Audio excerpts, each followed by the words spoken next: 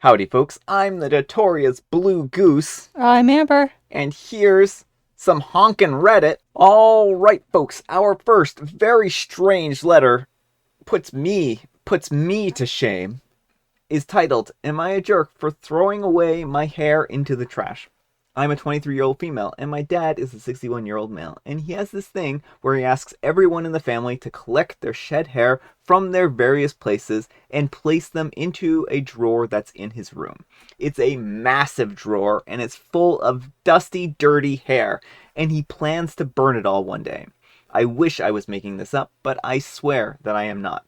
The last time he burned his last batch, it had to have been a few years ago. Why, you ask? He's afraid of people finding our hair somehow and tracing our DNA. Again, I swear I wish that I was making this up, but I'm not. I've always found it a little weird, and I'd rather just toss my hair in the trash instead of this weird drawer. So I started doing exactly that. Except I put it up in a folded paper towel so that he wouldn't see it in the garbage and then get upset. However, I'm guessing one day I didn't hide the hair well enough and he found my balled up napkin. He takes the trash out in our family, and he told me to stop. I slowed down, but I didn't stop, and ever since he found the first one, he generally unballs the paper towels from our bathroom trash to find hair because he knows I'll hide them. Last time he found one, he got really upset with me and told me to stop. Am I the jerk? And edited ad, okay, wow, only a few people so far, but I genuinely expected to get you're the jerks. All right, folks, what do you think, jerk or not the jerk? Not the jerk, and your dad may need some psychological help here. This is not typical behavior for someone to be that worried about someone stealing hair out of the trash to get DNA. Oh, unless, of course, they're a person who has done terrible things in the past and are afraid of the police searching their trash in order to collect DNA samples. Yeah, but even that is kind of like that's not how the police usually would collect DNA samples.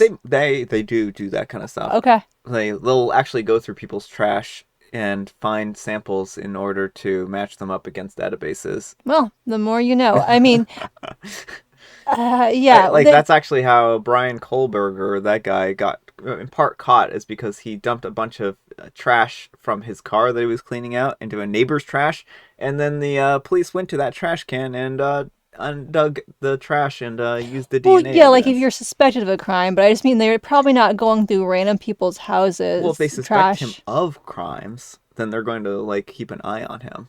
So I'm just saying, like, if he's this paranoid, like what you said, he's either struggling with some mental health issues and that he needs an intervention and for people to help, or he has done some terrible things in the past or is associated with some terrible things and he's trying to hide from it.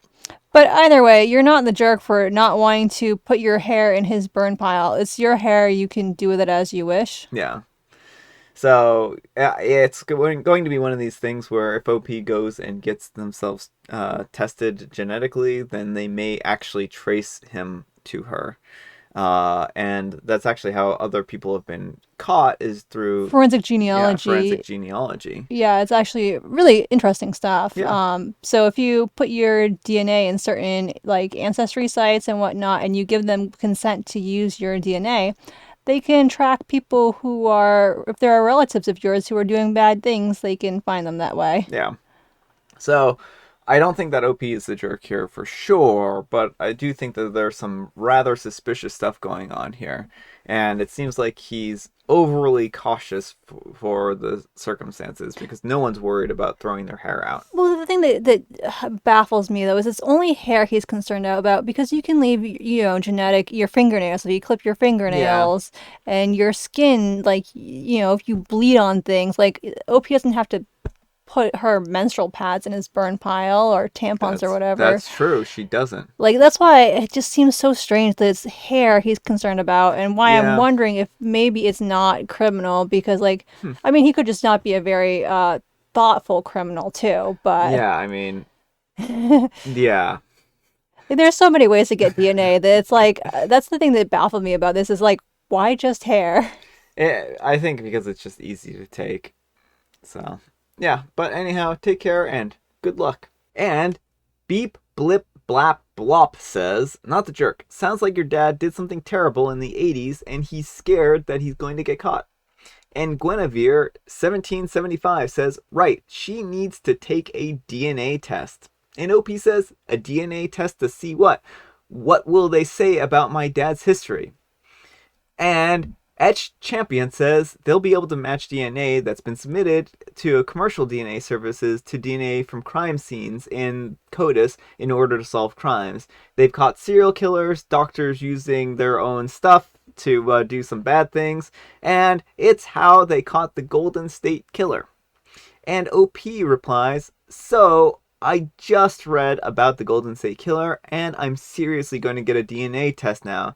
The part of it that really disturbed me was that D'Angelo committed the most offenses while he was married and raising a family. Neither his wife nor his children ever suspected that he was committing serious crimes. His eldest daughter thought that he was the perfect father, while his wife believed his reasons for being away from home.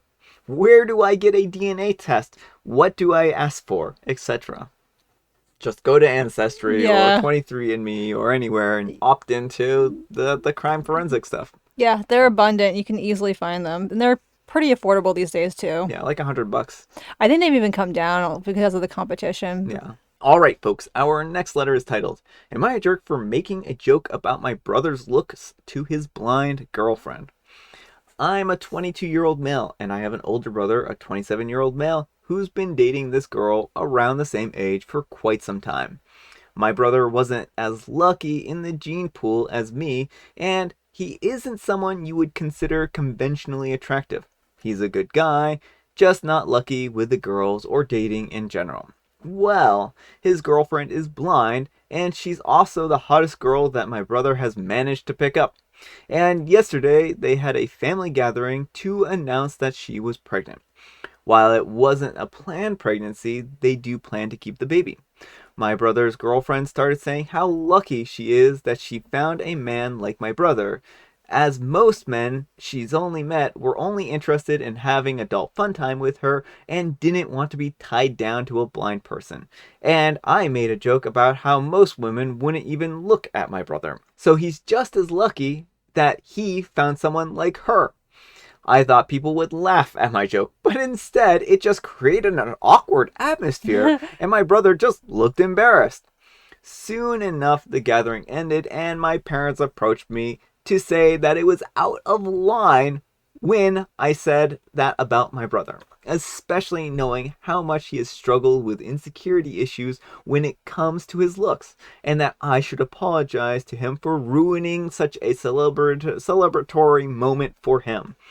I don't understand how my joke could have ruined my brother's moment, especially because I've always made jokes about his looks, and he'd always laugh them off. But my parents insist that I apologize to him for what I said at the gathering. Am I the jerk, or are my parents just overreacting? All right, folks, what do you think? Jerk or not the jerk? Yes, you're the jerk. It's like, it's one thing if people have a teasing dynamic and they regularly tease each other, but it sounds like you are aware your brother is insecure about his looks and you do this anyway. That's not teasing, that's bullying. Yeah. And to take what's supposed to be a very joyous moment, he's really, presumably, at least somewhat happy about having this child. They want to celebrate with family and just be like, yeah, you're ugly, so. Yeah, well, I also think that in the past, potentially those jokes, he was just trying to play along, but they would probably hurt him more than he was letting on. Yeah, well, exactly. Like, just because someone seems to go along with it doesn't mean that they necessarily are okay with it. And jokes, a good joke does not. Yeah, it doesn't put someone else at the butt end of it all the Right, time. exactly. If you're always just putting down someone else, you're insulting them. It's not a joke. Yeah, and it sounds like you're really kind of punching down at your brother, and it also sounds like you're punching down at his fiance too, being haha, you got trapped with an ugly guy. Yeah. Too bad you can't see blah blah blah, right? And this was supposed to be something that was happy for both of them, but you went and were just like, oh, I'm gonna put my finger in the middle of the cake or something like that, right? And just don't do that. Just let them have their happiness and don't be so shallow or judgmental. Yeah, it just sounds like OP is so smug too about his looks. I'm the one who got the looks. Yeah. If you like the way you look, fine, enjoy that, but don't like denigrate other people because they don't look like you. Exactly. All right, folks, our next letter is titled, Will I Be a Jerk If I Effectively Make My Ex Homeless? My ex and I split up over 2 years ago. He's been unemployed for years now. Since he's been unemployed, I've been carrying him financially. I'm getting ready to move in with my boyfriend. My ex has been trying to get another job and move out for a while, but I haven't seen any work on this. All I see is him playing video games, watching movies, or working on projects that don't make him any money. The initial plan for the move was that if my ex couldn't find a place separate from me before I got a place with my boyfriend, he could come and stay in what will be my craft room for a few weeks so he can figure something out. All of my friends say it's not my responsibility to care for my ex. He used my car that I got months after we split, and he doesn't respect even the most basic requests that I have in regards to maintaining my car. If something breaks, even if he's the one that breaks it, he expects me to fix it. Things have been hitting a breaking point for a few days. Someone broke into my car and tried to steal it. They weren't able to steal it, but they did do a lot of damage and it will cost hundreds of dollars to fix, which at this point is practically the total worth of the car. My ex was the last person to use the car, and I have repeatedly told him that he needs to put the club that I have on the steering wheel whenever he uses it. When I asked him to put the club on, he said, "You didn't put it on when you got home from work, so I didn't think that I needed to." I've also told him that he has to close the doors in a certain way because the car is old, and if you don't close the doors in a certain way, then they won't seal properly and it'll make it easy to break into the car. He closed the doors wrong, and he acts like I'm being ridiculous despite the fact that I've shown him that it's such an issue that the cab of the car will flood in the rain if you don't close the door properly. When I told him that the car was broken into and destroyed, he immediately told me that it wasn't his fault, and he completely ignored my requests that didn't mean anything. He won't even apologize to me about the fact that he never does any of the things that I ask him to do, let alone help me replace any of the parts. My boyfriend thinks that this is the final straw and has decided that he doesn't feel comfortable with someone like that acting this way moving in with us. Also, my boyfriend is encouraging me to use the money that I save to buy a newer car because the broken car is already a ticking time bomb and it's not worth spending the time and money trying to fix it. And my boyfriend is pushing me to tell my ex that he's not allowed to use my car and can't have a key. If I tell him that he's not moving in with us and that he can't use my car, he doesn't really have any other options and it will make him homeless. I feel awful about it, but I also feel like if I keep this up, he's just going to continue trying to get more.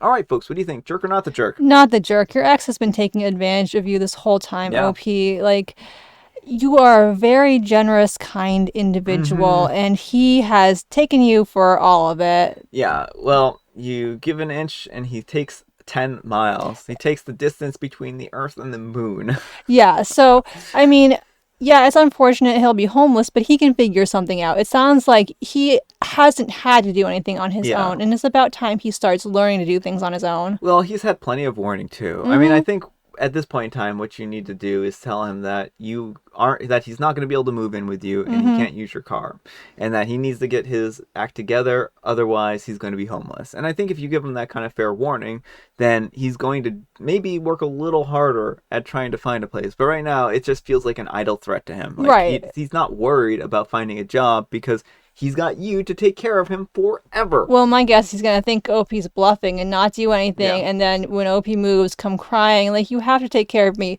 No, OP, you don't. You're gonna be doing this for the rest of your life if you don't stop him. Exactly. So, anyhow, take care and good luck, OP. All right, folks, it is tea time. Grab your beverages of choice. I've got some tea right here, and Amber has a joke. It better be satisfactory, Amber. Knock, knock. Another knock knock joke? Knock, knock. Has it changed since the last time you answered the door? Knock, knock. Who's there? Nacho. I'm afraid I didn't order takeout. go find the place that ordered these foods. Knock, knock. We just had this conversation. Nacho who? That's nacho sandwich. It's mine. I already said that. I said And we I have a silly stat to go with this oh, one. we have a silly stat. Did you know that November 6th is National Nacho Day? Mark your calendar and dig into your favorite cheesy snack. Well, that might have been helpful in the month of November. I'm not going to remember that November 6th is Nacho Day. It's January You can mark your 17th. calendar. There's such a thing as calendar I don't alerts. believe in calendars. Calendars are creation by the man to keep us locked All right, down. everyone at home, get out your phones, put Nacho Day into your calendars, and we're all going to celebrate without Brian. No, we're not. We're not going to celebrate without Brian. And We'll save him a nacho I have Mega Mint. and a special guest tea. We do have a special guest tea. That suffered an unfortunate fate. Yeah, well, I mean, sometimes we'll put ginger into tea, extra ginger, and because Amber uses the extra ginger, she likes it. And today I accidentally put it into our special guest tea, so this is actually chamomile, vanilla, and manuka honey with ginger. Yeah. And I mean, other than the like extra spice from the honey, I accidentally took a sip of this while I was reading, and I actually kind of got a disgusted look on my face for a second, I'm sure, but I wasn't expecting it. It's not that bad, but it's also not great. It's not a tea that I think I would go for. It's not even like a relaxing chamomile bedtime tea. So, it's okay. It's very squarely okay. A lot of companies, when they put vanilla in tea, I don't really feel like they do a good job of it. Mm-mm. And the vanilla always ends up tasting really weird. Mm-hmm. It kind of loses the vanilla flavor and only has like the residual flavor bits to vanilla. And that's not what makes vanilla taste good. It just makes it taste like off vanilla. So it's okay. It's very squarely okay. I mean, certainly I would find a better tea to drink if I had options. But if it was the last tea on the earth, would I drink it? No. Brian's like, I'm sticking to coffee. All right, folks, that's all the time we have for today. I hope you enjoyed today's video. I hope you're all having a great Wednesday, hump day, and I hope it's going swell for you. So, Amber, what is the moral of the story today? What did we learn? Well, there's a few different morals here. I think one moral is don't crime because, the police can use your DNA to link you to the crime, and then you'll have to spend the rest of your life burning your hair and all DNA samples. And so, seems kind of stressful. Don't do it. Yeah, that seems like a really stressful situation. So remember, folks, if you're going to commit crimes, make sure that you do it in a way that can't be traced back to you. That's what Amber said. No. I said don't crime. I said very specifically at the beginning, don't crime. Thanks so much for watching, and we will see you all tomorrow. Bye.